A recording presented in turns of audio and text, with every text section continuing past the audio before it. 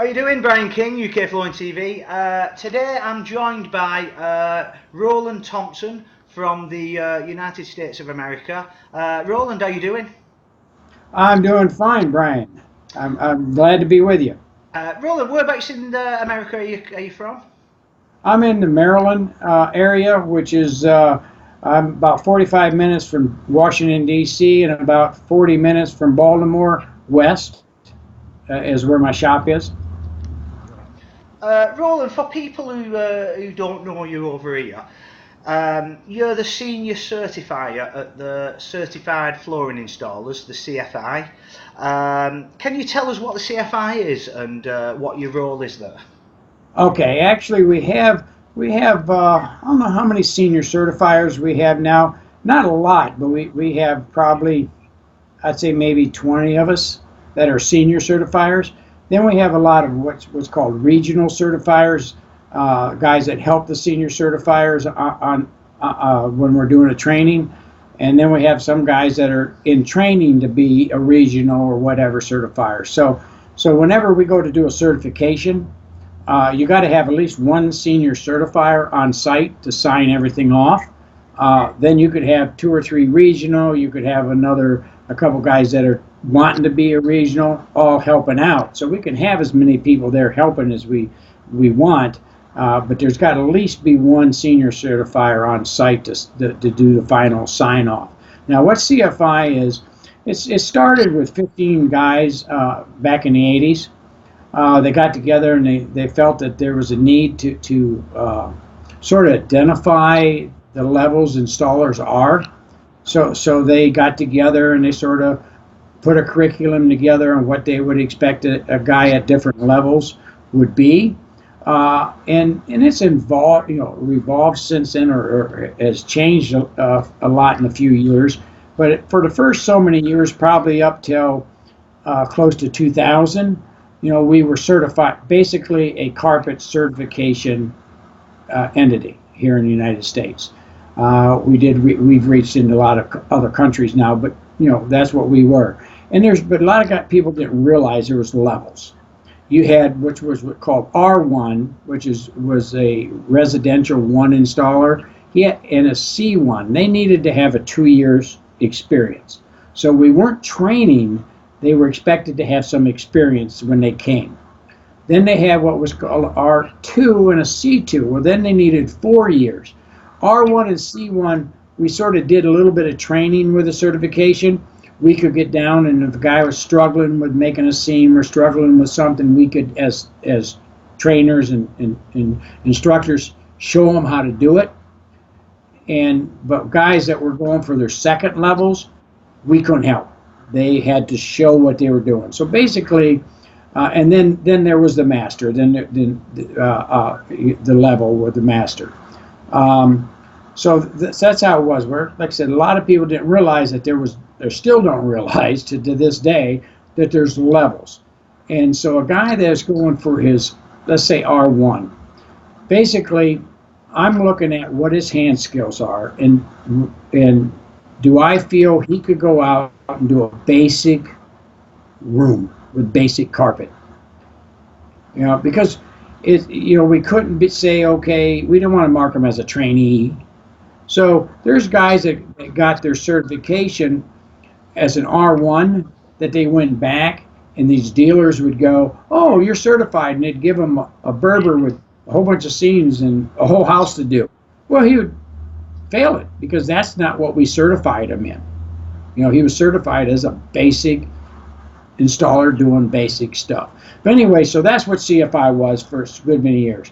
Well, then in 2000, we made things a little harder and more difficult, knowing that we had to make things, change with times. But then we started adding different surfaces on it. We started adding hardwood and laminate and LVPs and ceramic and resilient. We added that to our training. We got the curriculum together for it, and we put the trainers together for that.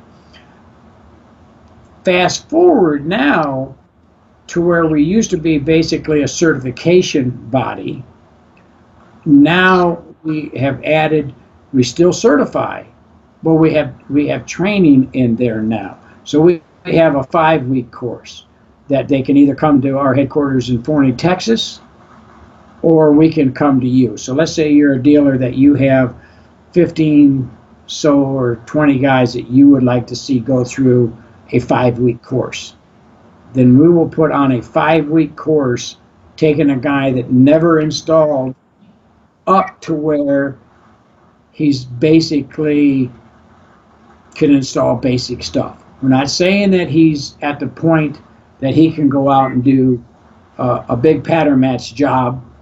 Again, we've got him to where he's set to where he then can get hired by a company. We help him find companies to get hired by. So we have a list of companies that are looking for people at that stage, and then they go into there and start working. So that's what CFI is. We're a certification body.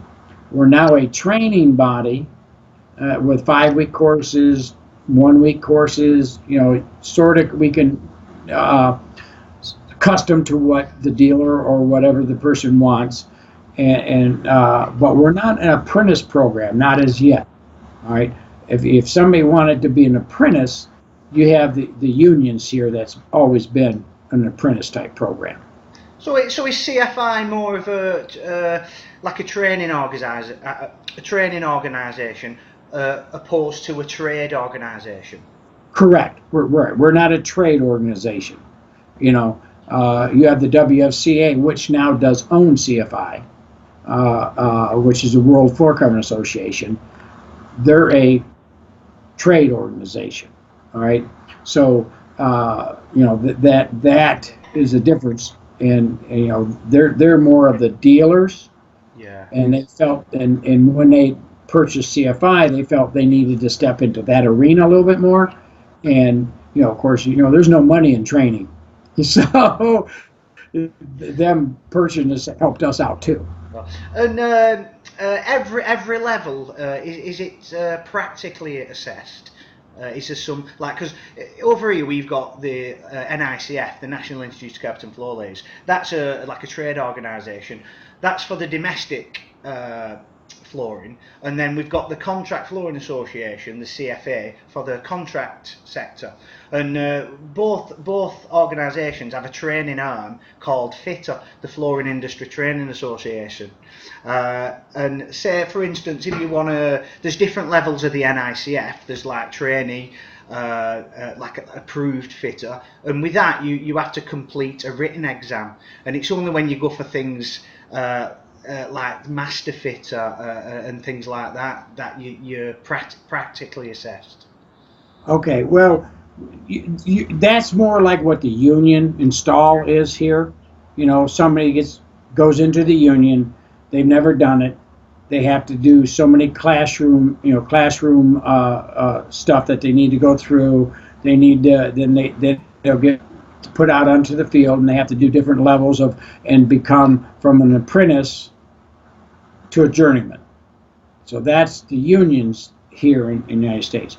The unions aren't as big as they used to be, because people, because it's union, and they're controlling where you go and where you at, because there's places that the unions aren't big, and then there's places that they are.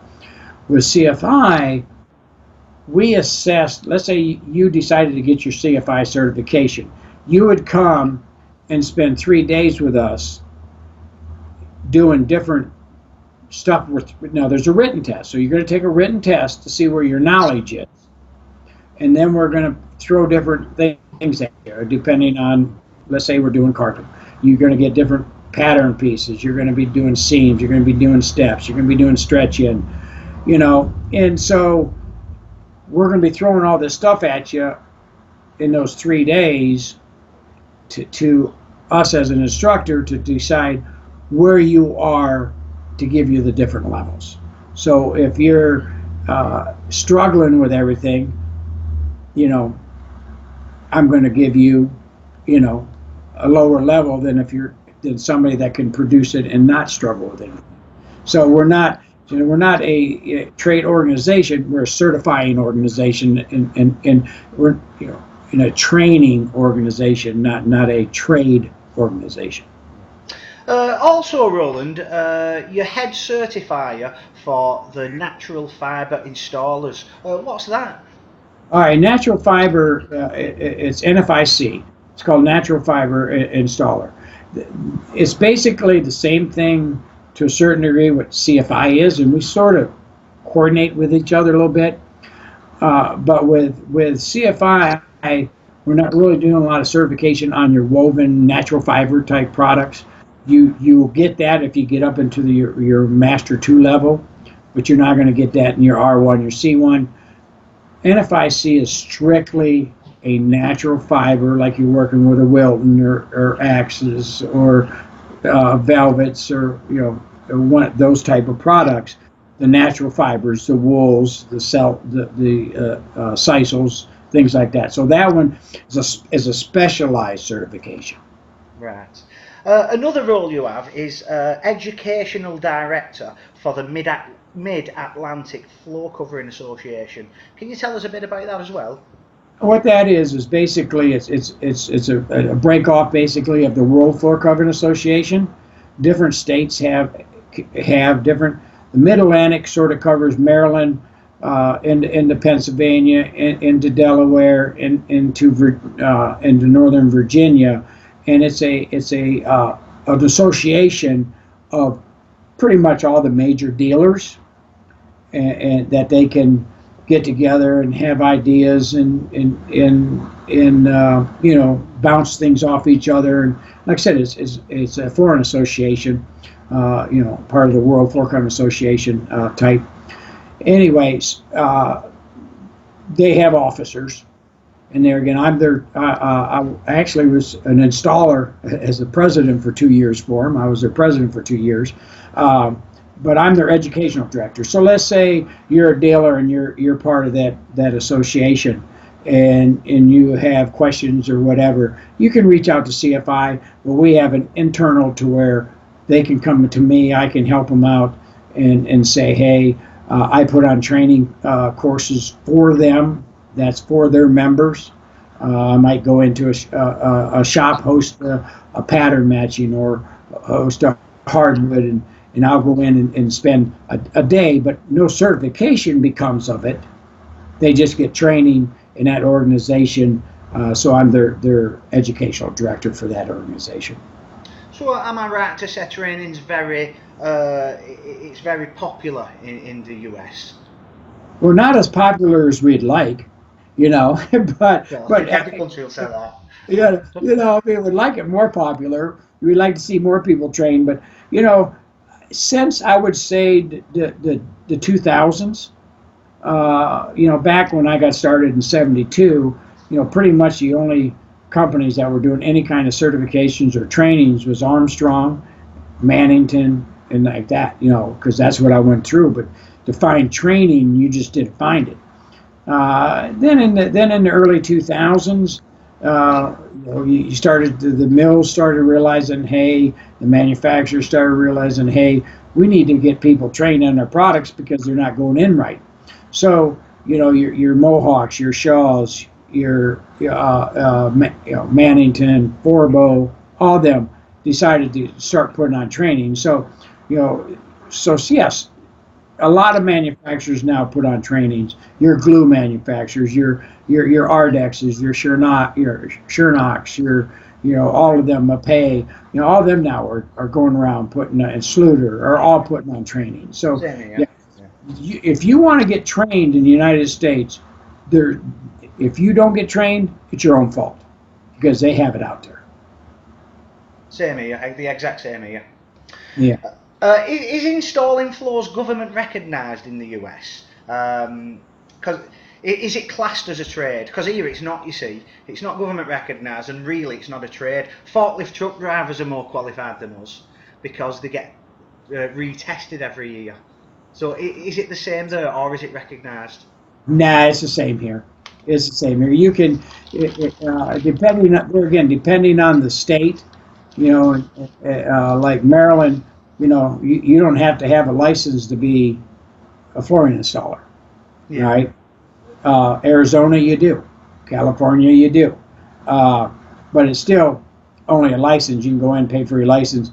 A guy goes out and buys himself a van and buys the tools and goes out and says he's an installer. He can get away with it. You know, maybe not for long, but he can get away with it. The exact same here, Roland. The exact same here.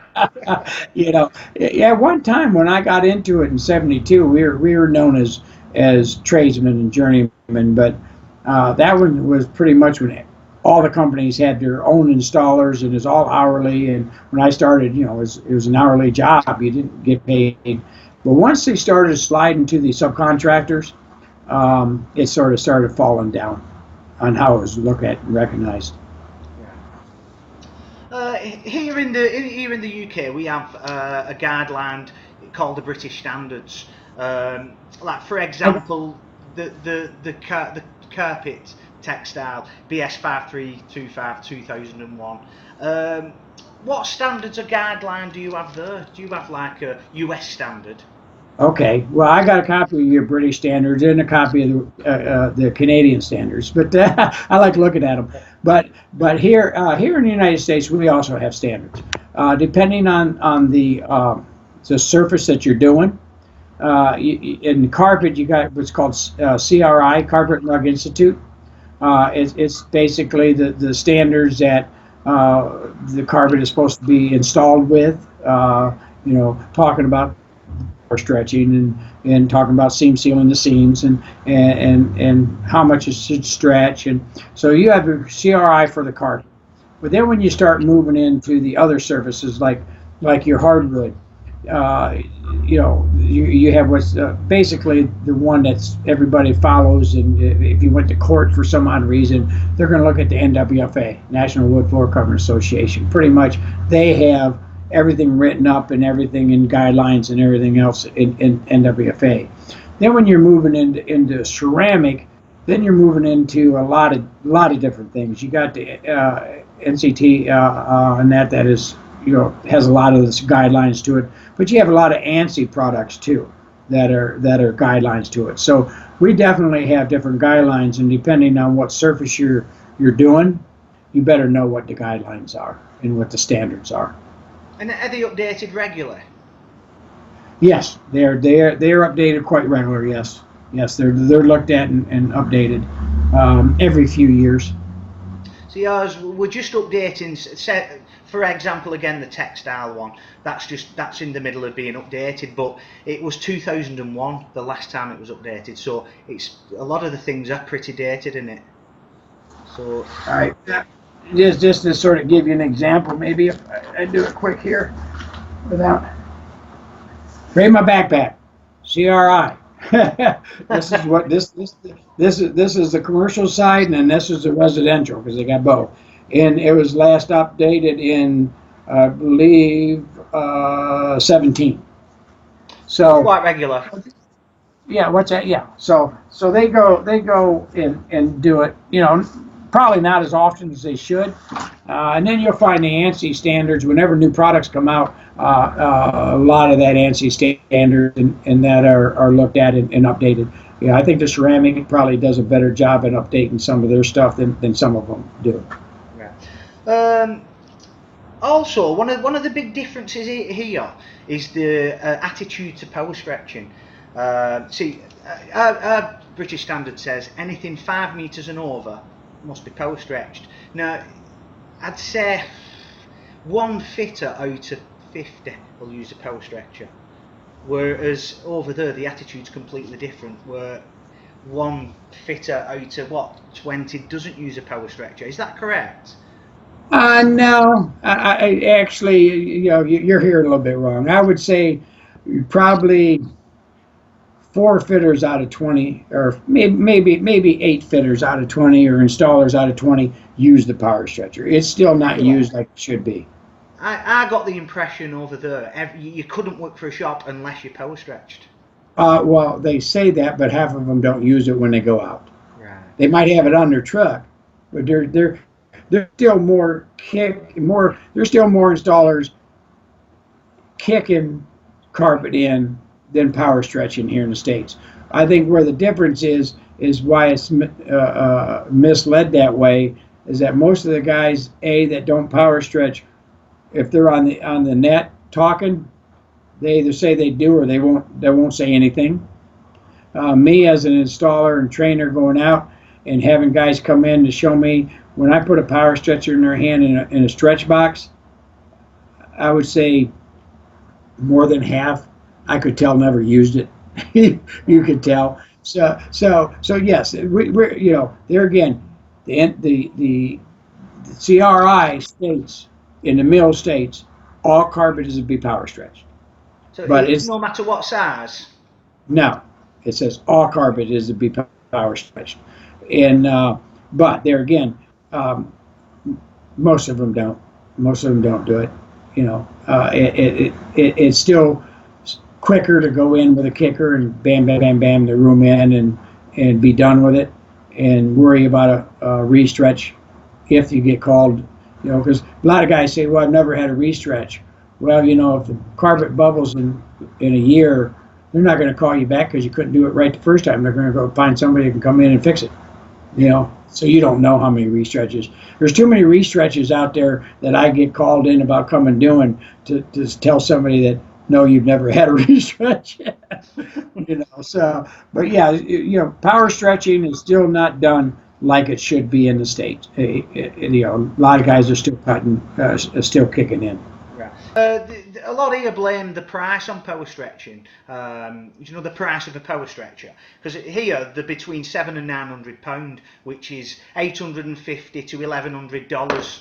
How much are they to buy though? Are they about that price or much cheaper? No, they're cheaper here. You can go get a power stretcher, just a beginner one with the case and 4 tubes and that for $400. Right. You can get a good one with a swivel head and everything else for $600. Now if you want to go get a senior and all the adds and bells and whistles and that, you could go up, but yeah, you can definitely get it in here, a starter one for $400. Also, why is it best practice there to seam doorways and not use door bars? See, here everybody uses door bars, whereas in the States everybody seams doorways. Why is that? So you're telling me that if I have the same carpet going in my hallway and in my bedroom, you're going to put a door bar there? Yeah. At the doorway? We raise the door bars up, but not many people here seam doorways. Okay, well, I think it's just that's the way it's always been done. And people like that even flow, that there's nothing that people can trip on. People can, stub their toe on if the door bars, if there's a metal strip there. It just always has been one continuous flow through into the room. So it's just the way it's always been done. If somebody said to me, put metal bars at all your doorways, I'd like, why? It's easier and quicker, but why? It would look like I didn't know how to do my job. They'd say, well, he must not have knew how to seam, so he put metal at all the doorways. That's how we do it here. Nobody seams doorways, just door bars. What's the most popular way of seaming though? Is it the cool glide or the heat seamer? It's still the heat seamer. It's cool glide. I use the cool glide. Now, there's times I use the heat seamer, just the heat iron, just because I want to keep my hand on it and keep my on doing it and everything else. Or I forgot to order some tape and I ran out, so I had the other tape. But but most people is more still doing it with a hot iron than the cool glide. I recently had a go with the cool glide. I don't know whether it's because it's the first time I've used it. You can't actually see the join going in because it's on top. So that put me off a bit. But it looks like a fantastic piece of equipment for repairs. Well, I like it. And there again, I was the same way. I was fortunate that when they were developing it, I was one of the guys that they brought out to St. Louis to do testing for it before it hit the market. But it's still in your mind there again with hot iron. You're always used to running it, sort of seeing the glue melt, putting it down together and keep going. Where this, you move it across and you go, in your mind you're going, did it melt? Did it melt? Did it melt? You know? So it takes to where you've done enough of them to get faith that it's worked, and then also realize that, let's say you moved it too far or one thing and you missed a spot and you went to stretch and start opening it up. Oh, just go get the iron, set it there, hit the button, heat it up. It's not a big deal. Yeah. So if you did miss something because you moved it too fast or too soon or too far, you can take care of it with no problem. What I like about it, some of the things, is what you can do with the capability. Let's say you got a seam that you got done with your hot iron, and it all looks good, but maybe one spot about that long that just didn't go together right or whatever, and you went, the way to fix that, you got to flip it over, heat all the tape off and take it off and rerun the iron. Where with the Cool Glide, you go to that one spot, you set the iron on there, heat it, melt that spot, fix it, it's done. You know. So what you can do with it is so much more valuable to me. You know, the tape's a little bit more expensive, but there again, you know, with anything that's worth having, sometimes it costs more. They're not available here. You've got to get them direct from Cool Glide. The irons. Nobody sells them here. One company did, but I don't think they do anymore. You've got to get them directly from Cool Glide. Okay, so you got to basically buy them from Trex. Yeah. Another thing, we waterfall our stairs here, where you upholster them, or is it Hollywood style you call it? Is that recommended to upholster the stairs, or is it a personal preference over there? It's a regional thing in this country, all right? So you have certain areas that waterfalls, you know, when I started, waterfall was pretty much all that was done, you know, in our area. Now we've had more and more, a few people it's creeped into where they want it, you know, Hollywood style, New York style, however you want to say it is. More and more doing that, but there again, there's still parts of the country that's how it was done. Then you have other parts of the country that waterfall is still the king. So it's mixed. It's a mix depending on where you're at.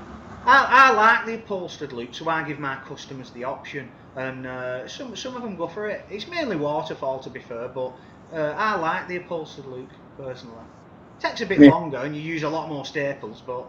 Yeah, that you do. And it's when you go to redo it in the future, taking the carpet up with all the staples in. But, and then you'll say, "Why did I put this many staples in it?" Yeah. But I do like the look of it. Another thing what's popular there is your carpet stringers. Why is that? I think in 30 years of me installing floors, I've only ever done it once, and I remember it being a pain. There again, doing the sides of the step stringers, that was sort of a phase that people had went through, and it was more so doing down to the basement, where they did the basement and they did the stringers on the side, because usually it was a beat up. You know, when they built the house, the basement steps, the stringer was pretty much just the wood they could put on or whatever, and it was pretty. So they would do it. That's pretty much phased out. I haven't done the stringers on a flight of steps probably in 2 years. Really? Right. So it's not done that often. It's still done, but not near as often as it used to be. Right. Also, how do you encourage youngsters into the industry? We have apprenticeships here. Well, like when I started off, it was called Sitting Gills. It was like a 3-year apprenticeship. Now it's all scaled down. So we do still have apprenticeship schemes. Do you have anything over there similar for youngsters coming into the industry? You know, there again, it's right now we're installer shortage of young people.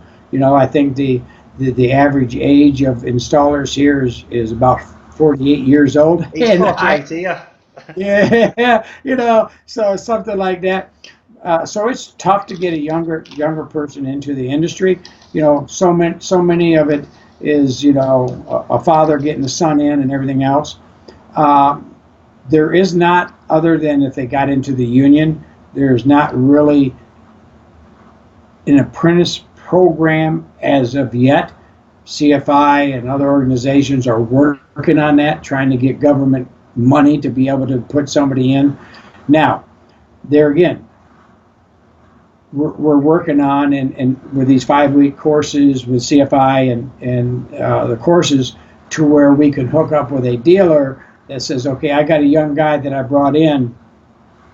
I want you to train him for these 5 weeks, and I'm going to put him on with an installer and try to get him further. So we're moving into that. But to say, hey, yeah, a guy wants to be an apprentice. Basically, he's going to get with an installer, going to learn a trade over here and learn it that way, unless he got into the unions. Roland, LVT is the most popular floor covering in the UK. I think you call it LVP, don't you? Luxury vinyl plank.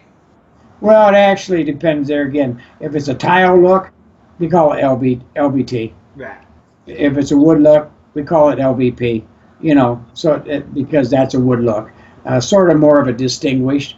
If you look at it, if somebody, you can just say, well, I'm putting LVT in. It's still known as that, but the terminology goes by which look it's getting to be.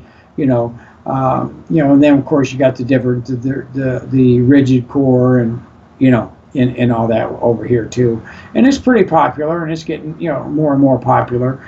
I don't think it's taken over your hardwood here yet, right. But it's definitely taken a bite. Real hardwood still is popular in the States. People like having that nice beefy 3/4 inch or whatever hardwood put in their floors. But like I said, but it definitely is it's got its own category here now. See, luxury vinyl tiles, the most popular floor cover in here. They've just took over everything. More people are having that than any other floor covering. So. But don't you guys, when you move, can take your floors with you over there? No, nobody really does, to be honest. Okay, no one does it. Not really. No. No. How long have you been in the industry, Roland? And are you still an active floor layer? Well, it depends on who you talk to. All the guys on the internet said I've been here since the Ark, but I started in 1972, so I've been doing it 48 years. And yeah, here's my pants. Yeah, I still get pretty active. My knuckles. Yeah, I still get pretty active. Yeah, doing it. Do I do it every single day now? But I like today, I went out and was on job site for a while, but then I came in and had people that were stopping in and sales rep and deliveries but I had 3 crews out on the job site. Roland, I can see you've many awards in the background there. What you've won. You've just recently won one. Is it the Best of the Best award? Well, what the Best of the Best was actually voted on by the local consumers on different categories, and I was in the flooring category, flooring store category, and so it was put on by the news post or the newspaper here. They put out and people have to call in and recommend your company to be put on it.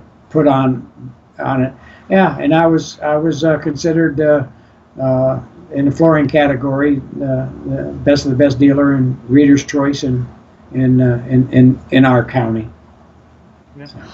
Your company, which is Thompson Flooring, Installation and Consultant Services, what sort of flooring does your company specialise in? Is it certain things or everything? Everything. Yeah, if it goes on the floor, we can get it for you. Right. What is it you mostly like about the flooring industry? It's been very good to me. It's taken care of me financially, since I've got started. What I like about it is, I guess the flooring industry is I guess self-pride to a certain degree. When I go in and into a consumer's home and put in whatever floor I'm putting in for the day, and I walk out and they walk in and you can almost at times see almost a tear in their eye that I just beautified their home. It gives you that, I guess, male ego pride that you might say we us men have. So I like that. Meeting. I'm a person that likes meeting different people, and I've met some very, very good people in the industry, and from CEOs down to an installer, and that we can just. So I like that.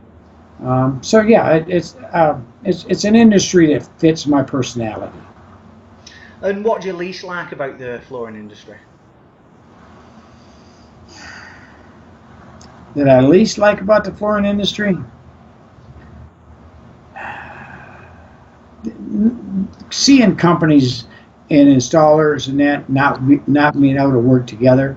Was fortunate that every company I subcontracted for, I got along with and had a good rapport with. Even working with the Mid-Atlantic Floor Cover Association, I get along with all the dealers and everything there. But I see so many installers and dealers and it's both of them. You have dealers that look their nose down on installers, and installers that will cop an attitude towards the dealer. And I think we could ever get to where we just could gel together better. I think so. I dislike that. I'd like to see the industry and the manufacturers, all of it coming together as a chain. Yeah. So it should be. Yeah. If you could change anything in the flooring industry, what would it be? Like we talked about earlier, about it being known as a trade, being respected. Yeah. And I try to reach that, as that's what I try to do. Is try to get it to where people realize that this is a true craftsman that does the job nice and good, and everything else is deserving the respect and as a trade and as a craftsman. We make the flooring look good. How did you get into the industry, Roland? By accident. Yeah. I literally by accident. When I graduated, I was going to be a carpenter. I took 4 years of wood shop. I was going to be a carpenter, and I had a job already lined up, working as a helper in big houses down by DC. And I was there for about 2 weeks. Come out of a house carrying some 4 by 6 by 10 foot long boards on my shoulder. Stepped in a hole on a Friday and I felt my ankle go to the side, and so I came home for the weekend and went back to work on Monday and told them I was going to have it x-rayed. I think it was broke, and they handed me papers that night saying I wasn't needed anymore. Back in '72, labors were dime a dozen. I needed a job. So there was an ad for a flooring trainee, and I put in for it, and the rest is history. I want to be a postman. They were taking 1 out of 3 on, and I didn't get chosen, so they said come back in 3 months. So I got a flooring job for 3 months and didn't go back. I still love it to this day. Yeah, yeah. So it's I know all these guys, and I know them, and that are second generation, third generation installers, and that's basically how installers were found back in our day. Is that you worked for a good company, and the installer for that company had a nephew or a cousin or whatever, and they said, hey, this is a great company to work for, and they came in, and that's how the young guys were found back in those days. It's same now. Most fitters I know, the dad's done it, or like you said, the cousin or their uncle. I just took the job because I needed any job to get me by for 3 months. But, yeah, that was me. My dad was a Baptist minister. Yeah, so now I'm on my knees more than he was. Right, Roland. Lastly, is there any future plans for the CFI or any other? The training bodies you've been talking about, any plans for those or your own company? Well, my own company now, I'm an old guy, and so it just, I'm happy with maintaining and and growing a little bit and maybe leave something for one of my kids or whatever. But, as far as my company, just stay steady and, giving people good quality, products and jobs. As far as CFI is concerned, we're always revolving. Like I said, I'm a senior certifier with them, but I'm also on their, used to be called an executive board when we were our own entity. When WSCA bought us, they already had an executive board, so now that executive board is considered a advisory board. So it's still run by installers, for installers. I'm on that board. And we're always looking at different ways we can reach out and help the installer and work for the installer and train the installer, and we're international now. We have CFI in China, we got CFI in Brazil, we got CFI in South Africa, we got CFI in Japan. So working in Canada on lining it there. So we're going to keep trying to spread. And working on trying to have the total training packages down the road, and instead of just small courses but longer courses. So, we're looking to always revolve into a better organization and so that's our future with that. Well, Roland, it's been an absolute pleasure speaking with you, and thanks very much for your time. Hey, this was. Thanks very much, and I'll see you soon. Okay, you have a great evening. Since I know it's 5 hours later there. Yeah, it's 9 o'clock here, 9 o'clock at night. Okay, if I was home at 9 o'clock, I'd have a 4-year-old grandson climbing on my shoulders, probably. All right, have a good night. And you, cheers. All right, cheers. Bye.